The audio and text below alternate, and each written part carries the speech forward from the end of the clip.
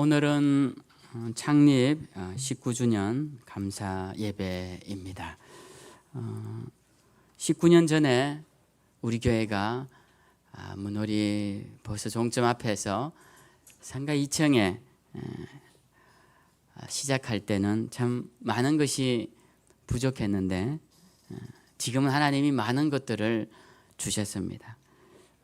참 돌이켜보면 매 순간 하나님의 은혜가 아니면 할 수 없는 일들이 참 모든 것들이 하나님의 은혜로 여기까지 오게 된 것을 생각해 보면 정말 이 19주년 교회 이 꽃다발을 받을 만한 교회가 아닌가 이런 생각을 합니다.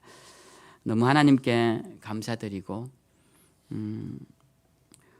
우리는 처음부터 우리 교회는 함께 예배드릴 성도님들이 몇 분 계셨고 또 그분들과 함께 또 예배드릴 수 있는 공간도 첫 주부터 있었고 그리고 우리 힘은 미약했지만 도와주시는 분들도 많이 계셨고 그렇게 해서 우리 교회는 약한 가운데 태어났지만 그래도 중간에 죽지 않고 여기까지 살아왔습니다. 참 하나님의 은혜였던 것을 생각해 봅니다.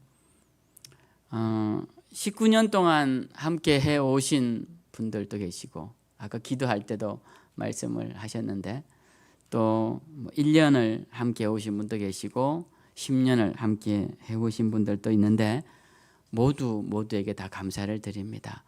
그때마다 하나님의 필요를 따라 보내주신 분들이라 믿고 여기까지 여러분들이 하신 사역은 하나님께서 반드시 기억하시고 더 값진 것으로 갚아주시리라 믿습니다. 이렇게 또 교회에 등록하고 보니 교회에서 또 땅을 산다고 해서 불편한 마음도 있으실 줄 생각하는데 너무 염려치 마시고 하나님께서 다 순적하게 잘 해결해 주셨다는 것 그런 마음으로 여러분 편안하게 신앙생활 하시고 또 보이지 않게 섬겨주신 것 하나님이 다 기억하신 바 되었으니까 우리 서로 잘했다고 박수 한번 쳐드립시다. 잘했습니다. 네. 우리 생명샘 교회가 나이를 더해가면서 우리 교회가 하나님이 더욱 기뻐하시는 교회가 되기를 바라는데요. 하나님이 기뻐하시는 교회는 어떤 교회가 될까? 오늘 말씀을 보면 우리 주님이 이 땅에서 제자들을 마지막 모아놓고 하늘로 올라가시기 전에 명령하시는 내용이 오늘 본문의 말씀인데요. 이제 주님께서 원하시는 것은 주님의 제자들이 제자된 삶을 살고 또 주님의 부활을 목격한 자들이 정인된 삶을 사는 것 그것이 주님이 마지막으로 당부하신 말씀입니다.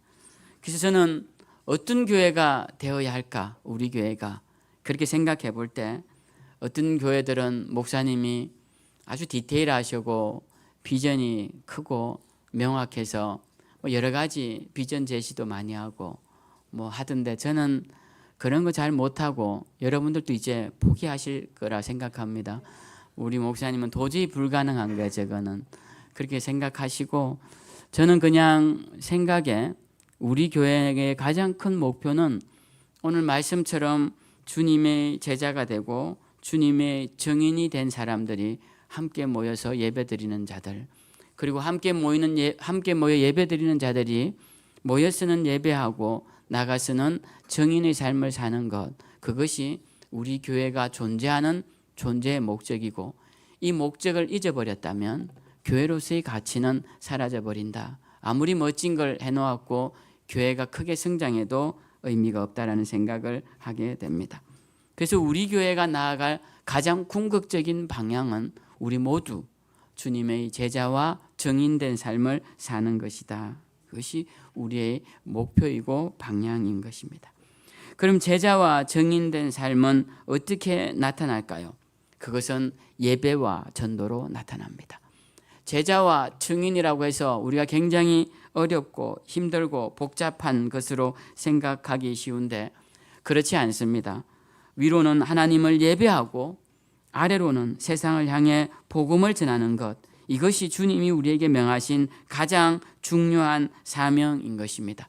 우리가 십자가가 사방으로 이렇게 나눠져 있는데 위로는 하나님을 예배하고 아래로는 세상을 향해 전도하며 오른쪽으로는 제자된 삶, 왼쪽으로는 증인된 삶, 제자와 증인이 되어서 예배하고 전도하는 그런 삶을 살아라고 우리에게 던지신 메시지가 이 십자가의 모습이 아닐까, 그렇게 의미 부여를 해봅니다.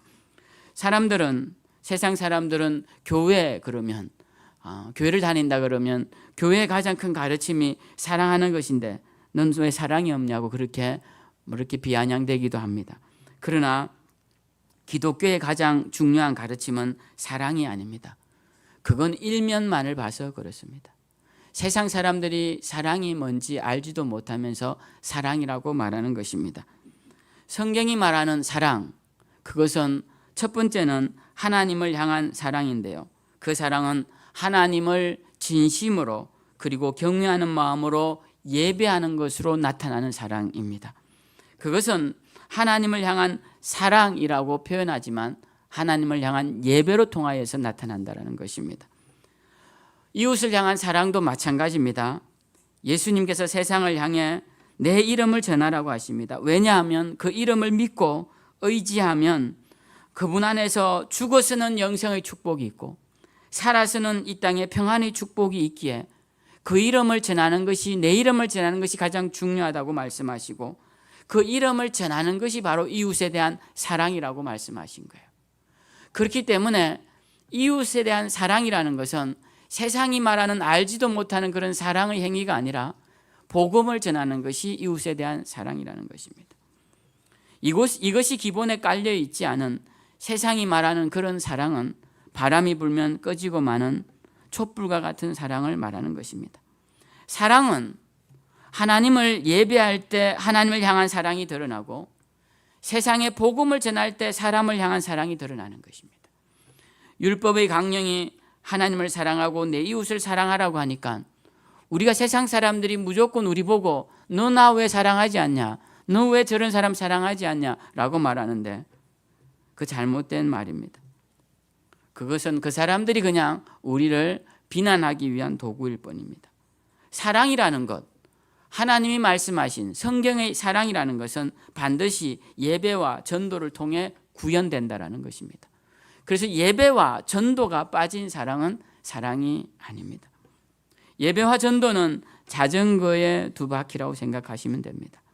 구르지 않으면 넘어지고 쓰러지는 것이 자전거죠. 달리는 것만이 서 있는 유일한 방법입니다. 천천히 가도 괜찮지만 멈추지 말아야 합니다. 예배와 전도는 마치 물속에 떠있는 사람의 손과 발 같습니다. 손과 발을 멈추면 물속에 가라앉습니다. 발을 움직이고 손을 움직이면 몸이 뜹니다. 우리의 신앙에 예배와 전도가 사라지면 하나님을 향한 사랑이 식은 것이요 이웃을 향한 사랑도 식은 것입니다. 그러니까 예배와 전도 없이 하나님을 사랑하고 이웃을 사랑한다고 말하는 사람은 참된 신앙인이라고 할 수 없습니다. 그리고 더 중요한 것은 예배와 전도가 사라진 신앙인은 결국 물속에 잠기게 되고 넘어진 자전거가 되어 움직일 수 없는 지경에 이르고 만다라는 것입니다.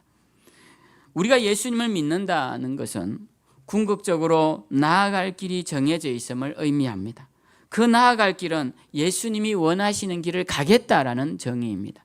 그래서 크리스찬이라고 말하는 이 그리스도인이라는 그 말 속에는 우리는 예수님을 따라가겠습니다라는 그 전제가 들어가 있습니다. 세상에 많은 사람들도 신앙을 갖고 있죠. 복을 갈구하는 신앙을 기복신앙이라고 하는데요. 세상 사람들이 갖고 있는 기복신앙, 무속신앙에 근거한 샤머니즘에 근거한 기복신앙과 우리가 믿는 예수 그리스도에 대한 신앙이 무엇이 다를까요? 기복신앙은 오직 구하는 자의 요구만 있습니다. 그걸 들어주는 자의 요구는 없습니다. 그러나 우리가 믿는 하나님을 향한 신앙은 하나님이 우리에게 요구하시는 신앙입니다. 주님이 우리에게 요구하시는 것이 있다는 것입니다. 열왕기상 18장에 보면 여호와 하나님을 섬기는 엘리야와 바알과 아세라를 섬기는 신관들이 서로 누가 참신인지 서로 겨루는 장면이 나옵니다. 바알과 아세라의 신관들이 소리를 지르며 자기의 몸을 자해하면서 바알과 아세라의 이름을 불러보지만 대답이 없습니다. 그때 엘리야가 여호와 하나님의 이름을 부를 때 그의 부르짖음을 들으시고 하나님이 하늘로부터 불을 내리셔서 제단 위에 제물을 태우십니다. 이러한 역사는 단순히 불이 내려와서 제물이 태워졌다는 것으로 끝나는 것이 아니라 이때부터 이스라엘 백성들은 하나님과 새로운 관계를 맺어야 함을 의미하는 것입니다. 관계성이 생긴다는 것, 이건 아주 중요합니다. 관계성이 생긴다는 것, 새로운 관계가 형성된다는 것, 그것은 그에 따른 태도의 변화가 생겨났다라는 것입니다. 어떤 남녀 이야기를 잠깐 해보죠. 이 남녀는 어릴 때부터 아는 사이였습니다. 그냥 보면 인사하고 헤어질 때 잘 가라고 인사를 나눕니다. 그러나 그 뒤에는 그가 어떻게 하든지 염려되지 않습니다. 걱정하지 않습니다. 그러다가 서로 좋아하는 사이가 되었습니다. 그때부터 우리 연인 관계로 앞으로 교제하자라고 새로운 관계가 형성됩니다. 그때부터 둘은 서로를 대하는 태도가 달라집니다. 헤어졌어도 상대가 뭘 하고 있는지 궁금하기도 하고 안부를 묻고 무슨 일이 생기면 달려가기도 합니다. 그러다 사랑이 깊어져서 결혼을 하고 부부가 됩니다. 그러면 또 다른 관계가 형성됩니다. 그때는 부부라는 새로운 관계성이 생기게 됩니다. 그때는 남편으로서 아내로서 상대에게 해야 할 책임질 일들이 생겨나게 됩니다. 그러다가 자녀를 낳으면 이때부터 또 다른 관계, 즉 부모로서 자식을 대하게 되는 부모와 자식 관계가 새롭게 형성됩니다. 그때부터는 한 번도 해보지 않은 일들을 하게 됩니다. 그 아이를 위해서 한 번도 해보지 않은 그런 일들을 직접 손에 변을 묻혀가며 그 아이를 업어가며 그렇게 부모와 자식과의 책임져야 할 일들을 하게 되는 것입니다. 이것은 관계성 속에서 요구되어지는 지켜야 할 기본적인 일들이 생긴다는 것입니다. 우리와 하나님과의 관계도 마찬가지입니다. 오늘 불이 떨어져서 이스라엘 백성들이 지금까지 바알과 아세라도 신인 줄 알았다가 하나님 여호와만이 참 신임을 깨달았어요. 그래서 새로운 관계가 형성되었습니다. 그때부터는 하나님과 그의 백성으로서의 마땅히 행해야 할 일들이 생겨나게 된다는 것입니다. 우리도 마찬가지입니다. 세상에서 하나님 없이 살다가 이제 여호와 하나님을 알게 되고 하나님을 믿게 되었다면 하나님과의 관계성 속에서 우리가 해야 하는 기본적인 규칙들이 생겨납니다. 그 규칙들을 대표적으로 두 개만 꼽으라 그러면 바로 예배와 전도라는 것입니다. 우리가 하나님께 예배도 드리지 않고 전도도 하지 않으면서 하나님과 내가 관계가 형성되어 있다? 그런 관계는 없다라는 것입니다.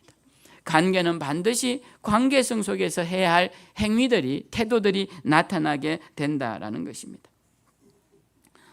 하나님은 우리에게 요구하십니다. 이제 너희가 세상에서 저지르던 악한 행동을 그만둬라. 그리고 너의 시간을 구별하여 예배를 드리고 세상에 나가면 구원의 이름 되는 예수 그리스도 그 이름을 전해라라고 우리에게 말씀하시는 거예요.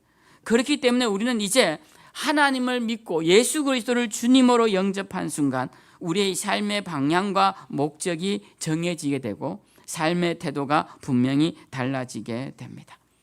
지난주 요한복음 21장 우리 베드로와 제자들 향한 주님의 질문, 고기가 있느냐라고 물으시는 질문을 묵상했습니다. 다음 주에는 네가 나를 사랑하느냐라는 질문을 묵상할 텐데요. 그 요한복음 21장에 보면 주님께서 베드로와 대화를 마치시면서 말미에 이런 말씀을 하십니다. 내가 진실로 너에게 이르노니 네가 젊어서는 스스로 띠띠고 원하는 곳으로 다녔거니와 늙어서는 네 팔을 벌리리니 남이 내게 띠띠우고 원하지 아니하는 곳으로 데려가리라.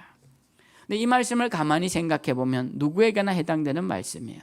젊어서는 힘이 있어 내 마음대로 다니지만 이제 나이가 들면 가고 싶어도 갈 수 없고 갈 힘도 없고 갈 마음도 안 생기는 것이 이제 나이가 들면 드는 생각들입니다. 누구나 다 그럴 것 같은데 왜 베드로에게 이런 말씀을 하셨을까요? 베드로에게는 다른 측면에서 말씀하신 겁니다. 베드로야, 네가 지금까지 나를 제대로 만나기 전에는 네 마음대로 했지만 오늘 부활한 나를 만나고 내가 하나님의 아들 너희들의 구원자라는 사실을 안 날부터는 너는 네 마음대로가 아니라 나의 뜻대로 다녀야 할 것이다 라는 의미로 오늘 이 말씀을 하신 것입니다. 우리가 신앙생활을 할 때는 우리는 이런 생각을 많이 합니다. 신앙의 힘이라는 것은 기도할 때마다 응답되고 기도해 주면 낫고 뭔가 역사가 일어나는 것이 신앙의 힘이다 이렇게 생각하는데 그렇지 않습니다. 신앙의 힘이라는 것은 우리의 뜻이 이루어지는 것이 아니라 주님의 뜻이 이루어지는 것, 그것이 신앙의 힘입니다. 우리가 기도하고 우리가 주의 말씀의 은혜를 받았을 때 내 삶의 방향을 바꾸고 내 삶의 목적을 바꾸어서 주님이 기뻐하시는 일이 내 삶에 나타날 때 그게 바로 신앙의 능력이고 신앙의 힘인 것입니다. 예수님은 주기도문에서 이렇게 말씀하셨어요. 뜻이 하늘에서 이루어진 것 같이 땅에서도 이루어지게 하소서. 주님은 겟세마네 동산에서도 할 수 있거든 이 잔을 옮겨주십시오. 그러나 내 뜻대로 하지 마시고 아버지의 뜻대로 하옵소서. 이것이 신앙의 힘입니다. 이것이 기도의 힘이고 이것이 하나님과 우리와 관계가 형성된 자의 삶의 모습인 것입니다. 우리가 예수님을 믿는 자들이라면 늘 우리는 우리 삶에 주님의 뜻이 이루어지는 삶을 살아내어야 할 것입니다. 오늘 사도행전 우리가 읽은 본문에서 주님은 승천하시기 전 제자들에게 이런 말씀을 하십니다. 내가 이제 하늘로 올라가면 나를 대신할 보혜사 성령을 보내줄 터이니 그 성령이 너희에게 임하시면 너희는 권능을 받아서 너희가 머무는 이 지역과 너희가 싫어하는 저 이방인 지역과 더 나아가서 세상 끝까지 가서 나의 증인이 되어야 할 것이야 라고 주님이 말씀하십니다. 주님의 증인, 이 증인이라는 것은 증언을 하는 사람들이죠. 무엇을 증언합니까? 바로 우리가 보고 들은 것을 증언하는 것인데요. 예수님이 우리의 구원자라는 사실, 그분이 하나님의 아들이시라는 사실, 그래서 그분을 믿어야 우리가 하나님께로 갈 수 있고 그것이 우리가 사는 길이며 그것이 오직 우리가 죽음 앞에서도 그 강을 건널 수 있는 용기를 주는 유일한 길이라고 우리가 말할 수 있는 것, 그것이 증인된 자의 언어이고 증언인 것입니다. 결국 우리가 예수님을 믿는다는 것은 예수님의 제자와 증인이 된다는 것이고 예수님의 제자와 증인의 삶을 살지 않는다는 것은 예수님을 온전히 만난 것이 아니라는 사실을 반증하는 것입니다. 우리에게는 신앙의 목표가 생겨야 합니다.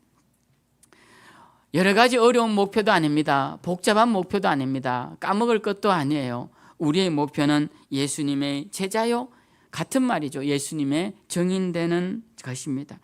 그분의 제자와 증인된 삶을 사는 것, 그럼 어떻게 하면 사느냐? 그것도 복잡하지 않습니다. 딱 두 가지, 예배와 전도를 기억하시면 됩니다. 여러분, 하나님을 진심으로 한번 예배해 보십시오. 하나님을 진정으로 한번 예배해 보십시오.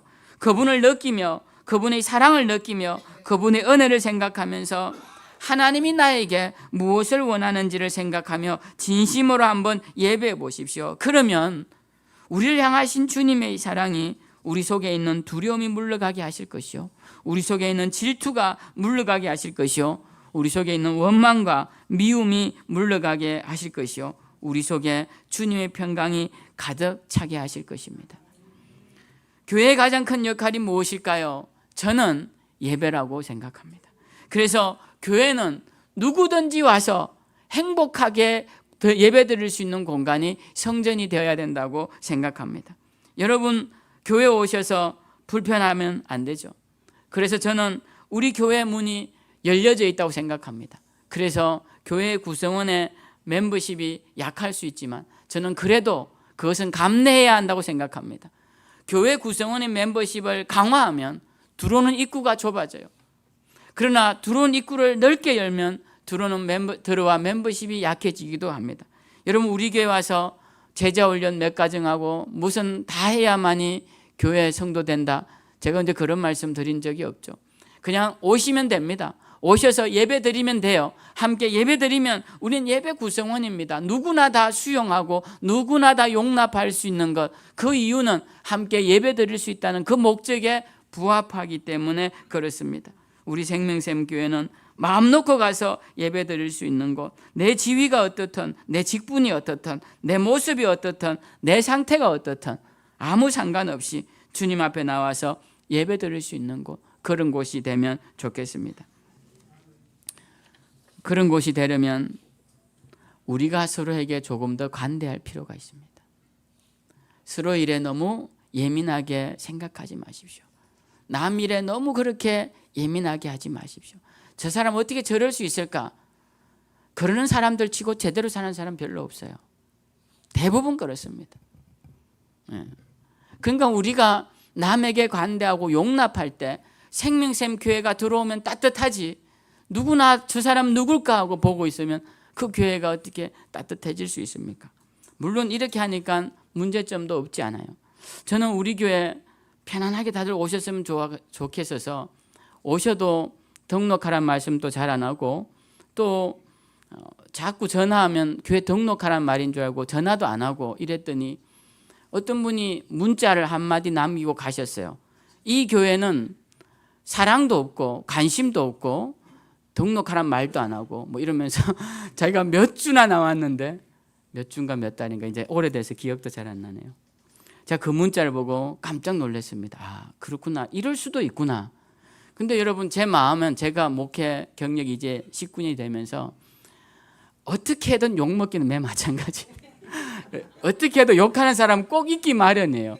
그래서 너무 그런데 뭐 마음 쓰지 말고 또 그러면 그런 대로 또 관심 많은 교회 가서 정착하면 되니까 우리 교회는 우리 교회의 나름대로 따뜻함을 유지하고 관대함을 유지하고 나가면 좋겠다.